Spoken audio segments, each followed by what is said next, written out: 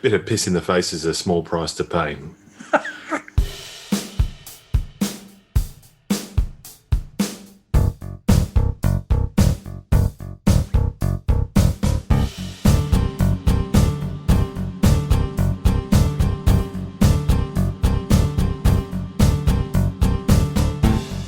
Yeah, it's a bit weird time again, and I've brought friends. Old friends. Friends I've known for a very long time, and friends you know too, because you heard them last season. I'm here with Matt. How are you, Matt? I'm alright, Stu. Nice to be here. And Ben, you're back. Hello, fella. G'day, Stu. Thanks for having me, and hello to Matt. Oh, hey, Ben. Well, yeah, you may as well exchange pleasantries as well, you two. How have you been? Very well, thank you. And Oh, yourself? that's great. Yeah. That's yeah. wonderful. Yeah. Yeah, pretty good. Now, Matt, there, just before we get into anything else, we are into a new season of the Chattering Classes, your interview style podcast. How's it going? It's going well, and for the first time ever, I've been quite organised. And this season's going to have more than like 5 episodes. So I usually do like 6 a year. And this season's probably going to have 14 or 15 episodes. Right. Sell out. Yeah, I've sold out. Sold out. Casper mattresses, we love them. Squarespace? Is that right? Squarespace, yeah. Yep. That weird one where you put photos on glass, whatever it's called. Oh, yeah. Fracture. Oh, Fracture, thank you, Wiggins. Pleasure.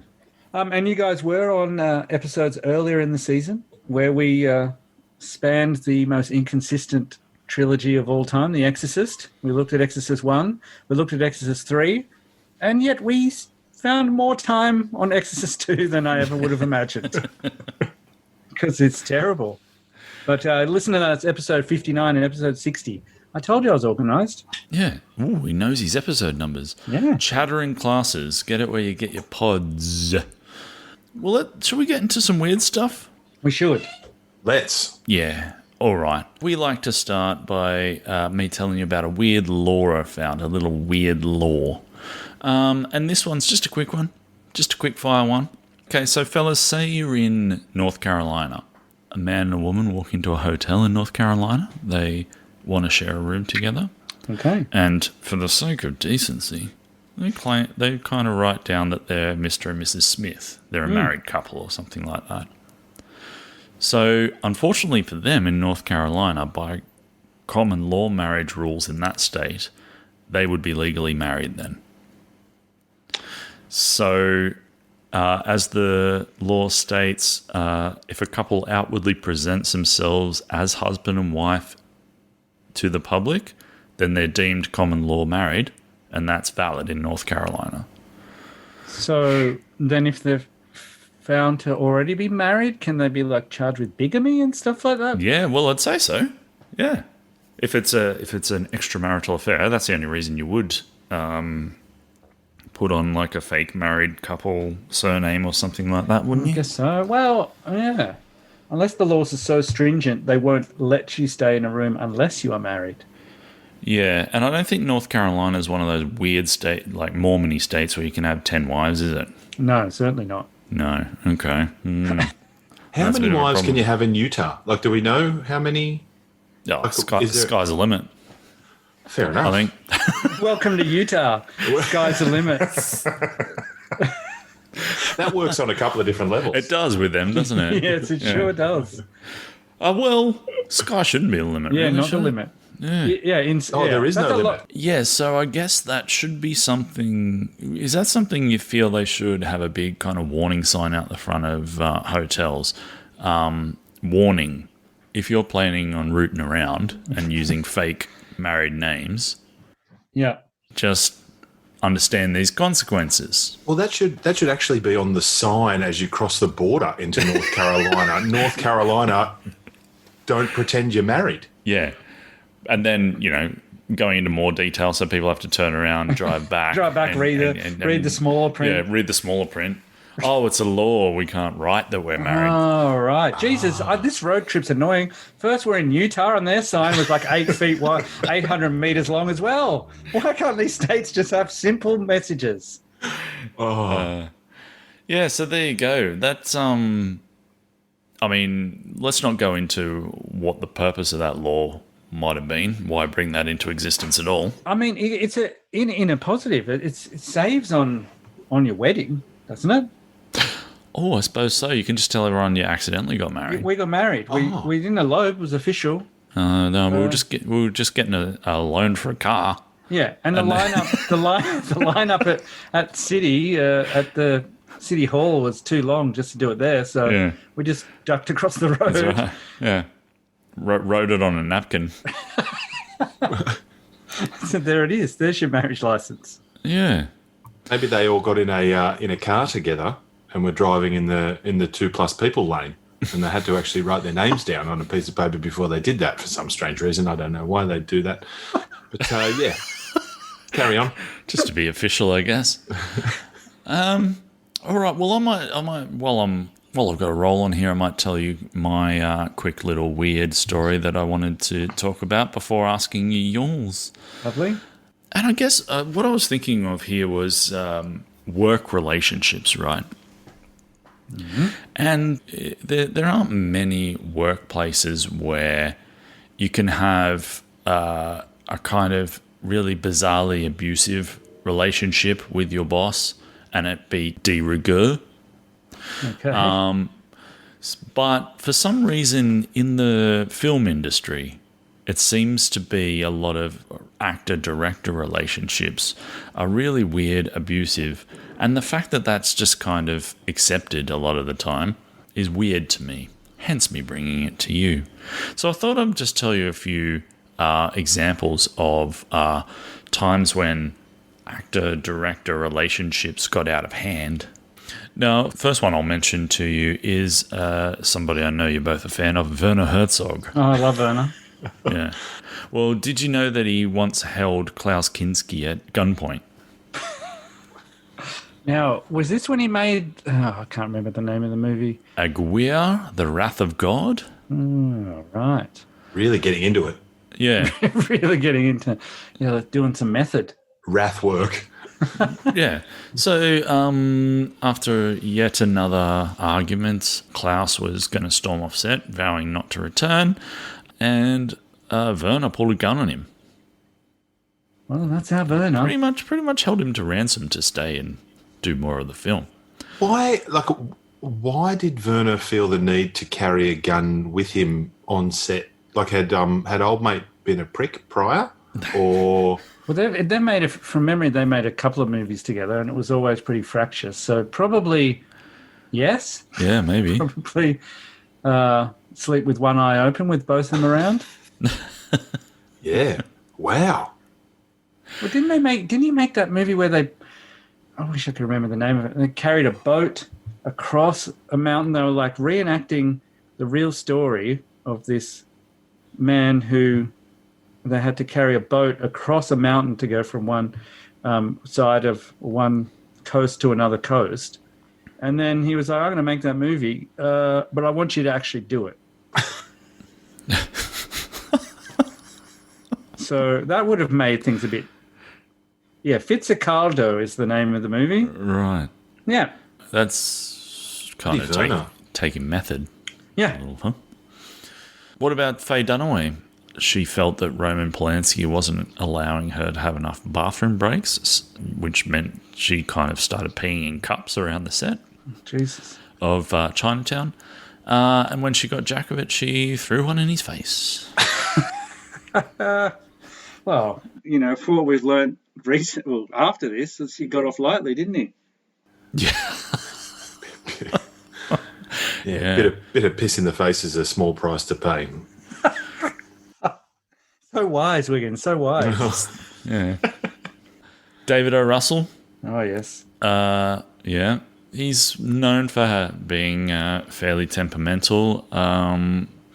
He had a massive breakdown on the set of I Heart Huckabees after some pretty constant complaining from Lily Tomlin. He started, freaking out, kicking things over, throwing all the props around, and called her a cunt. Oh. So there you go. Now, I've actually seen, you can actually see that on YouTube. Yes, I'm going to post that up. Yeah, it's good old Lily Tomlin screaming at him, basically.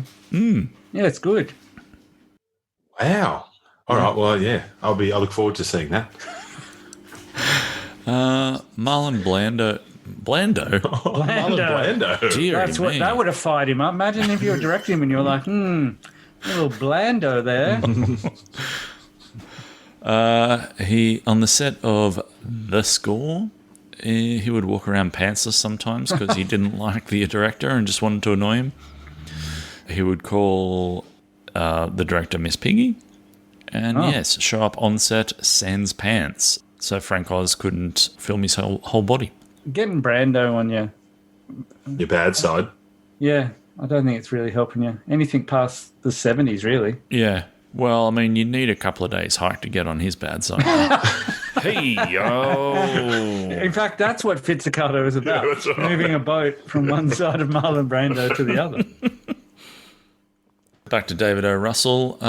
He headbutted George Clooney on the set of Three Kings, making Clooney need to put him in a headlock until he calmed down. That doesn't really... I didn't feel like that that fits the Clooney sort of archetype, really. Like, I wouldn't imagine Clooney to jump a dude and put him in a headlock, even after, like, getting headbutted. Yeah, you'd think he'd be, like, rubbing his head, like, oh, come on, David, you loser. And then... Come on. And then getting into a batsuit with nipples on it for some reason. Well, that's right. Well, I thought Marky Mark would have probably jumped in front of him before... Yeah, is Marky Mark, Ice Cube, and George Clooney, and it's Clooney the one that's throwing down? Yeah. That seems out of place. Yeah. And the last one I've got here, and it's quite sad, really, and I didn't know this until I'd read it, researching this, is that Bill Murray and Harold Ramis had a big falling out. Huh. Oh. After Groundhog Day. So... I was hoping it was Ghostbusters 2. Yeah, that would have made more sense. I think everyone had a falling out after Ghostbusters 2. Has anyone seen a script around here? No. Action.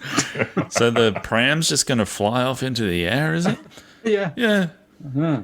All right. So if we all sing a song, it's going to defeat the bad guys? Yeah. Yep. All right. Yep. All right. Hey, in Ghostbusters 1, we had a big scary marshmallow man. We need another big monster in this one. What do we got? Statue of Liberty. Cool. Yep. Yeah. All right. Yeah. Yeah. So, Everyone liked Richard Slimer. Simmons. Remember Slimer in Ghostbusters 1? Everyone loved him. What if everything was covered in slime? oh yeah, and it was Moody Slime. Yeah. Ghostbusters 2 Moody Slime would have been a much better title. Yeah, it's a good title for this, Moody Slime. Yeah, so unfortunately, after, one of Murray's regular tantrums, Ramis just lost his shit, which is very hard to imagine. Try picturing that. And grabbed Murray and pushed him up against a wall and held him up against the wall in a very rough manner. And Bill Murray didn't talk to him for 20 years after that. Jesus. Yes, so I know they're just kind of a collection of odd stories between, actor and director, but I'm asking you to picture any other workplace and imagine that sort of stuff going down and people just going, well, that crazy industry, eh? Yeah. Well, I mean, did you see the finished product? Great. Oh, yeah. Yeah. So good work. Yeah. He might be a bit crazy, but he makes good pants. Yeah. I don't remember much about I Heart Huckabees, but anyway, there you go. Ben. Hi. You want to tell me a story? What do you got for me? Well, I've got a quick one for you. This is just a quick little factoid that I found interesting. Have you guys heard of Robert Green Elliott? He was a quiet family man and devout Methodist with an electrical contracting business. But on the side, he earned his reputation as the Agent of Death. Have you heard of the Agent of Death? No.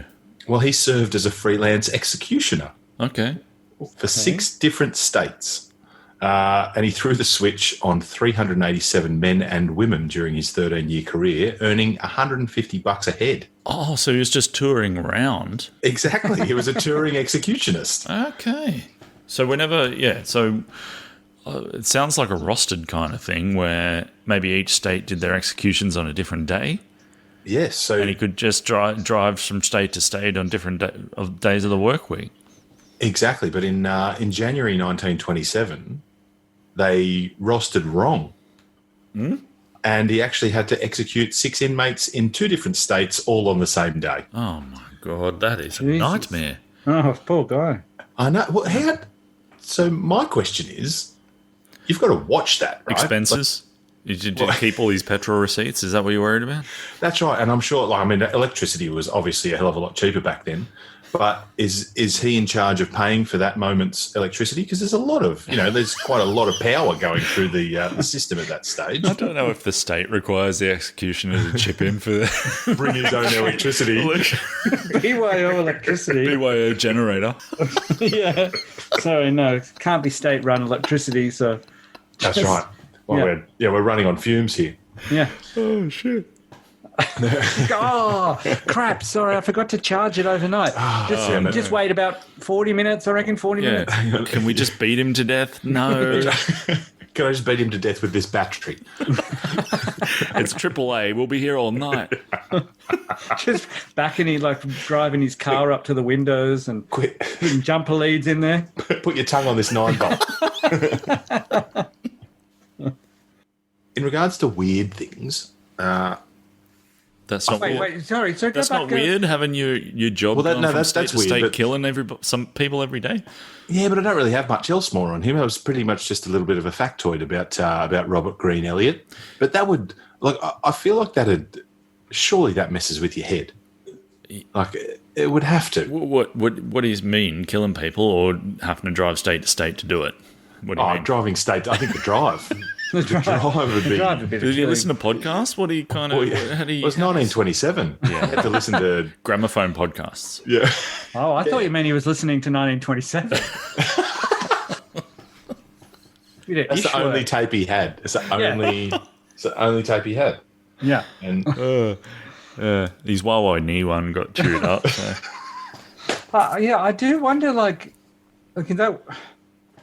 whether he enjoyed it, whether he was proud of his work, whether he came home and, dusted off his hands and said, "Oh, I was just not feeling it, just out of form." He's just telling his wife, I just wasn't feeling it today. The kind of downward movement of my arm turning the switch from off to on just didn't flow with the usual kind of zip that I give it, that's right. The sponge wasn't wet enough.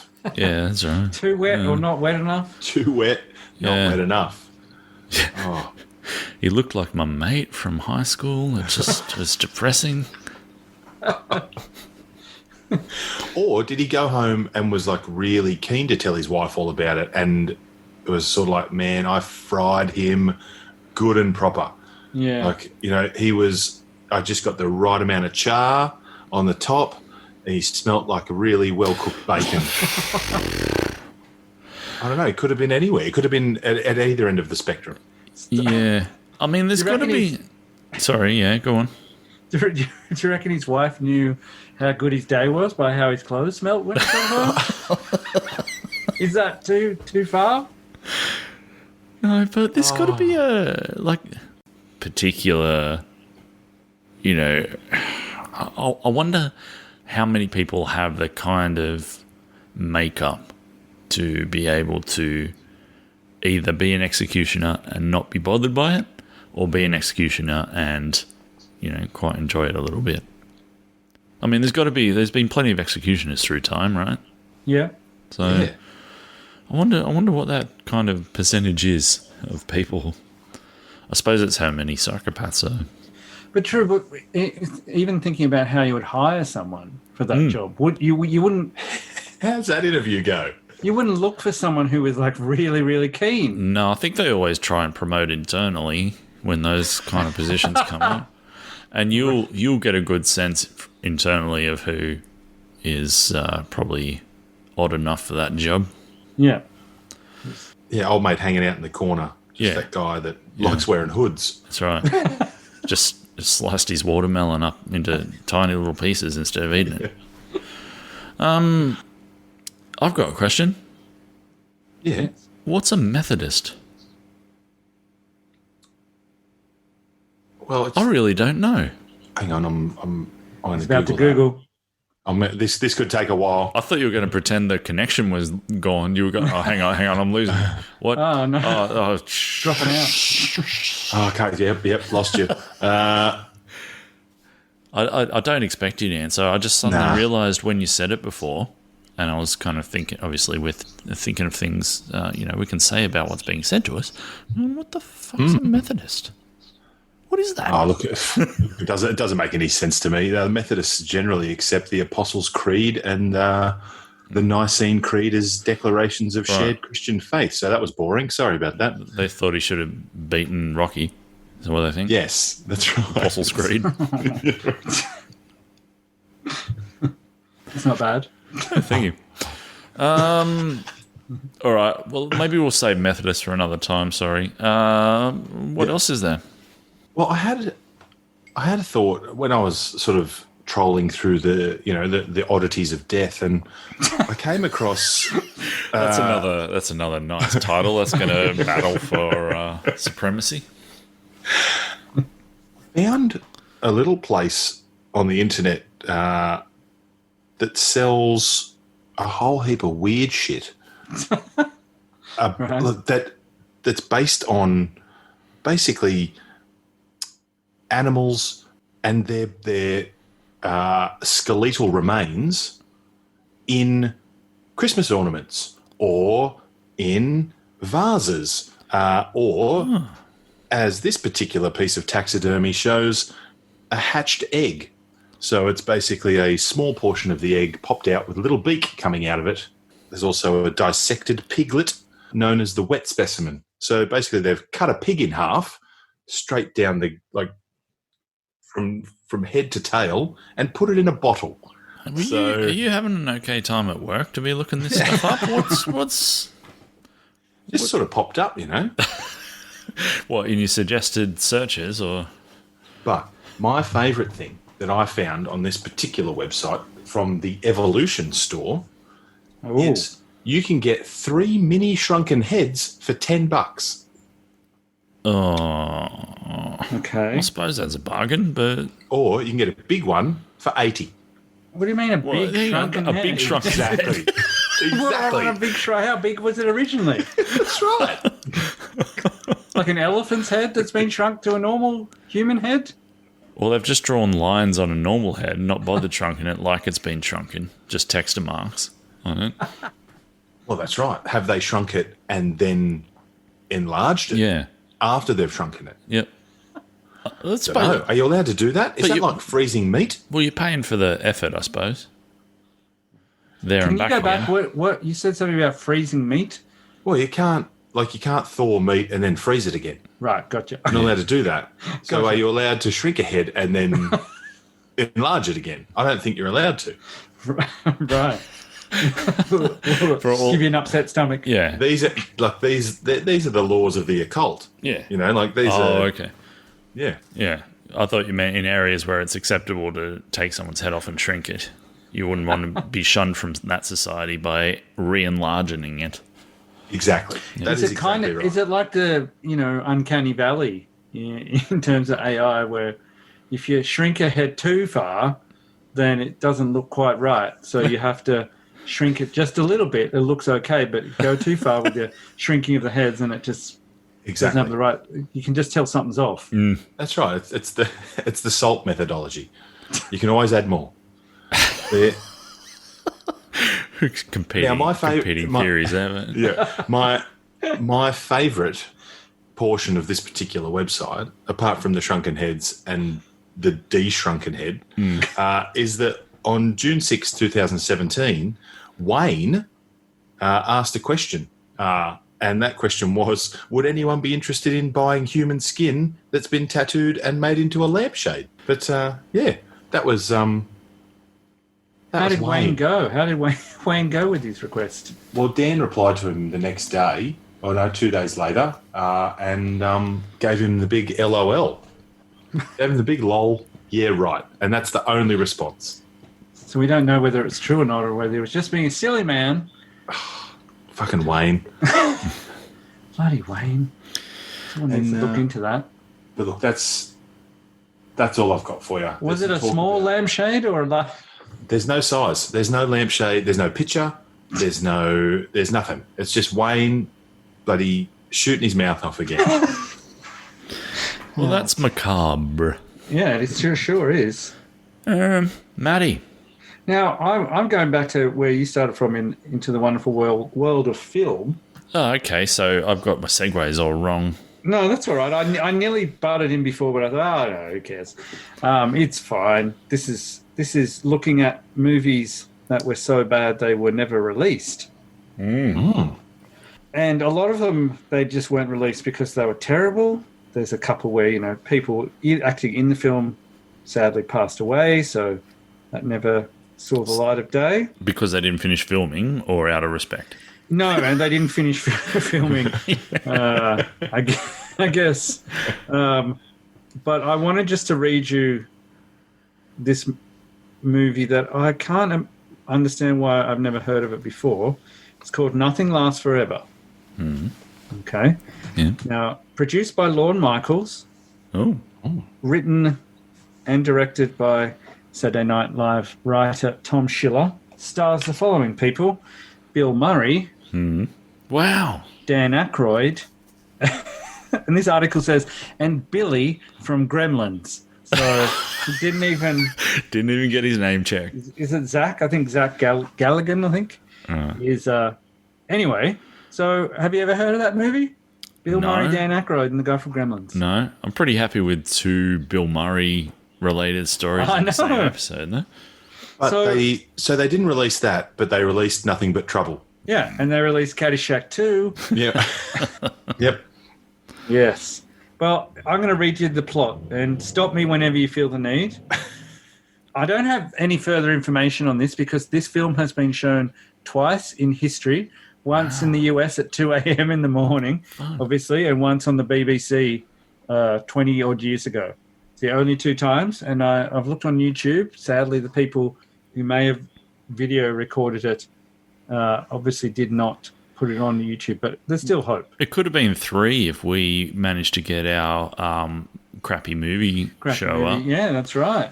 When we were in high school, Matt, Ben, Richard, who's been another guest, and another friend, Paul, and myself, wrote to all the Australian TV stations pitching a show to them, which was essentially just playing crappy old movies late at night.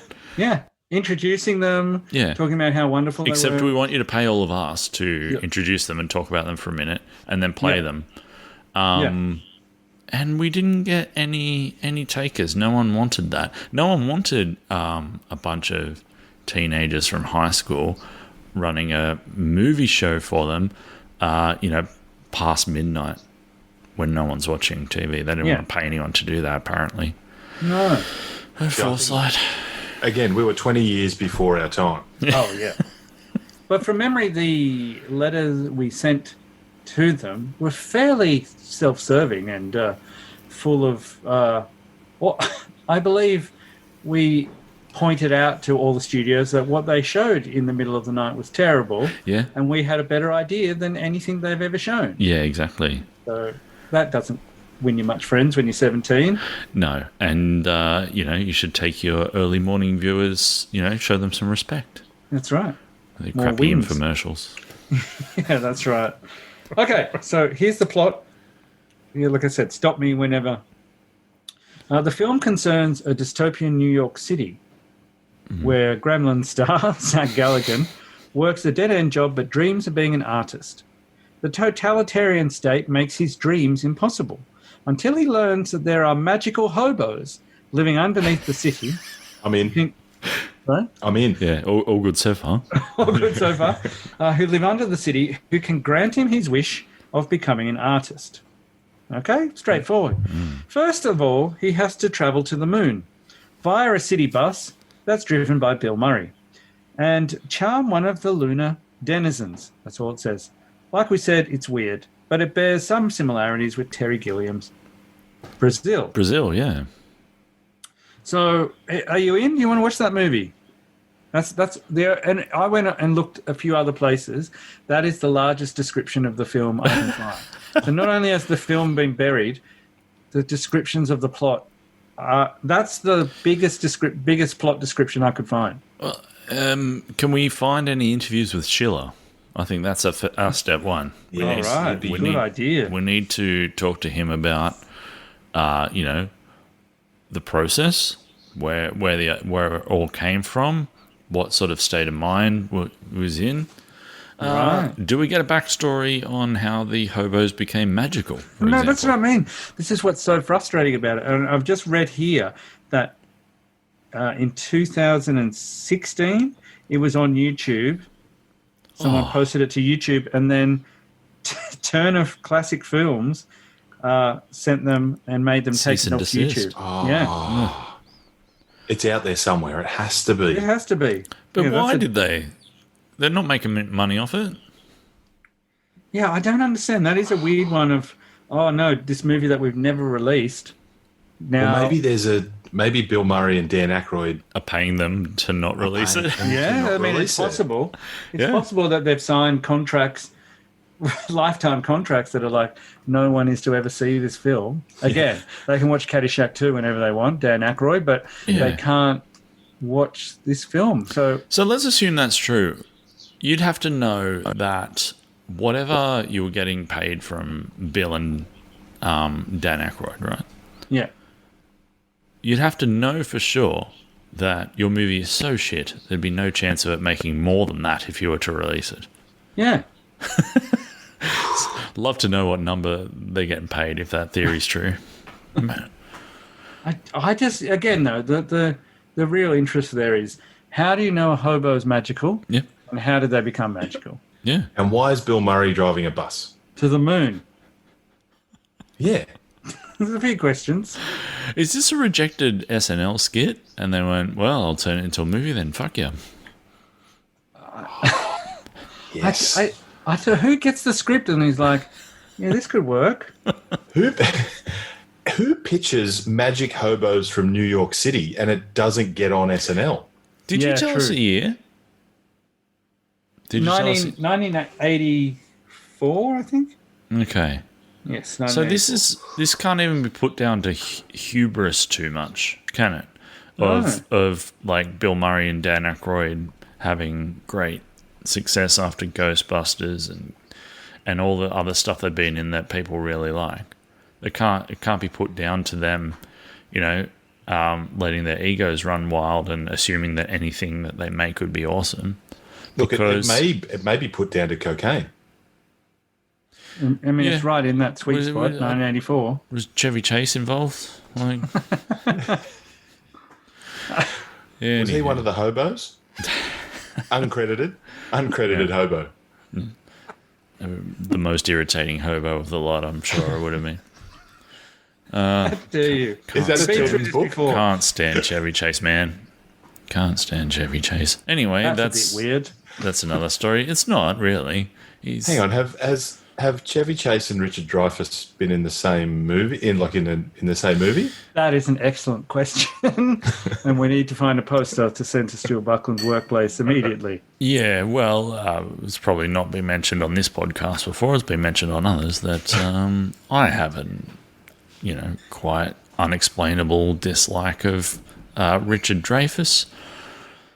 But it's pretty much probably neck and neck between him and Chevy Chase, who I'd kick down the stairs first. So, All right. anywho's, we've gone a little off topic here. Thank you for bringing us that story. I'd really like to try and look it up and hope I find some sort of loophole of some back alley of the internet where someone's got it, but I don't like my chances, obviously. Yes. Let's have a product of the week, a weird product of the week. And I've saved this for talking to you guys because I think you'll appreciate it. Glow-in-the-dark toilet paper. So... Sold. Yeah.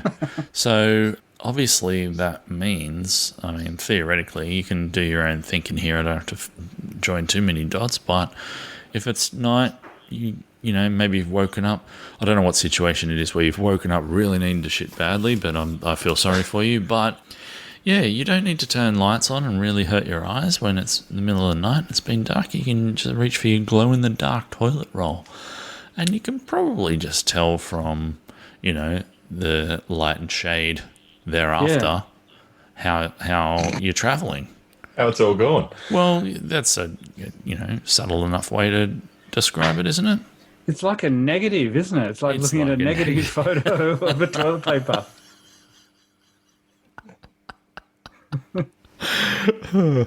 Yeah. So you just got to work your way down to it just being pure brightness. Is there some accoutrement to go with that? Like, could you? What could you possibly need? Yeah, all right. Yeah, like what? Maybe a glow in the dark toilet seat. Like maybe some type of landing sort of area for the dark. For doing it in the dark. All right. Well, what about it? Why don't we just get a bunch of glow in the dark footprint stickers that lead from your bed into the bathroom as well? You're speaking my language. Yeah. Like an airport, runway. Now, just of lights leading towards your toilet. Haters will. Are you a middle of the night sudden pooer? Is that what you're telling us? Oh, it's not like I've definitely done that. Like I've definitely had to. I've definitely nearly tripped over things on the floor in my bedroom, like streaking to the bathroom to make sure I get there in time. Streaking's a good choice of words. Yeah, good word. Yeah. Yep. But it's not something that's a constant in my life. I haven't yet reached the stage of needing to wake at 2 p.m. 2 a.m. every night to either wee or poo. Okay. But it sounds like you sound into this, so yeah. I could. And you also sound winsome, like you're waiting for that moment. Can't wait. You're nostalgic for something that hasn't happened yet. I'm definitely not nostalgic for waking up at 2 a.m. It's that's not a fun time, especially when you need to go toys. But look, I'm all about if we're going to go, we may as well go whole hog. And I'm not talking turn the light on whole hog. I'm talking the entire bathroom's glow in the dark. So you don't need to turn your light on. So you don't need to bring your own battery. So essentially, what we're working towards is just a situation where everything's as bright as if you just turn the light on. Yeah, but it's green. But it's green. Yeah, I know what he means. Right. Or like black lighting or something like blue. Wearing white. Yep. Oh dear. Black light's dangerous. I'm also a huge fan of your toileting turn of phrase too, Wiggins. Going to the toilet and using the phrase "the whole hog" just seems a great combination. We've reached the time where it's probably time for a parting oddity, and while we're around the back door, we may as well stay there. With this story, man kills stepfather with atomic wedgie. So, a man who killed his stepfather with an atomic wedgie told a judge Wednesday, "It's like a bad dream." Yeah, so this is from 2015, I should say, when I say Wednesday, but, imagine yourself in that moment reading this. It could have been any Wednesday. Yeah. Any given Wednesday. Al Pacino dies from an atomic wedgie. Oh, what are you doing back there? Ha! You've stuck my undies right up my ass. So yeah, he's pleaded guilty to first-degree manslaughter for killing his stepfather after a fight. So it sounds like this was a legitimate fight, and the wedgie was a kind of weapon used in the fight. That's okay. I have one question and one question only. Well, hang on, just hold it. We'll get to that. The victim died after he was strangled by the elastic band of his own blue underwear. The band had been pulled over his head from behind. The cloth had ripped away from the band as the underwear was yanked, and so it was just, elastic, I guess. It had all kind of... That's some force if all the fabric's just kind of flown away. Well, that answers my question. Yeah. Well, sorry. Yeah. What was it? How? Well, I wanted to know who produced those underpants, because if they'd have stayed together Oh, for that entire trip from ass to face, then this that this is sounds incredible. like is if you work for a separate underpants company and you're like, wait, there's a marketing possibility here. Let's get this guy and say, if only he'd worn these underpants, I Exactly. wouldn't be in jail right now. Yeah. This is a Exactly. news article. It's not a sponsored post, so we don't get to know what they were, but Are the underpants Yeah. fractured? well, Oh, Jesus.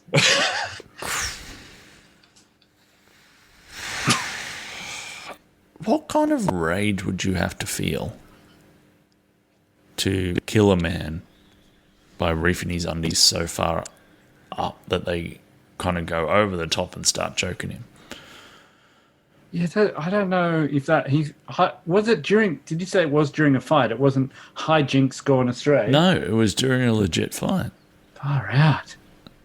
So at some point, maybe stepfather's taken a swing, missed, spun around, and presented the back area, Yeah. The chance. the opportunity, and then he's taken it. This guy was a former Marine. Right. So I don't know how much atomic wedgie training they do. He was probably kind of a primed wedgie machine, really. Just a wedgie soldier, really, isn't it? Yeah. Yeah. So, I don't know. We might just have a moment's silence for that guy. That'll do. And thank you, gentlemen, for joining me. Any parting thoughts? When I say parting, that's a bad choice of words after the atomic wedgie. But I feel like Wedgie Soldier could be a Nicolas Cage movie. well, thank you, gentlemen. Talked about some weird stuff. That's what we do, and hopefully, I'll see you again before the season's out. Thanks, Stu. Thank you.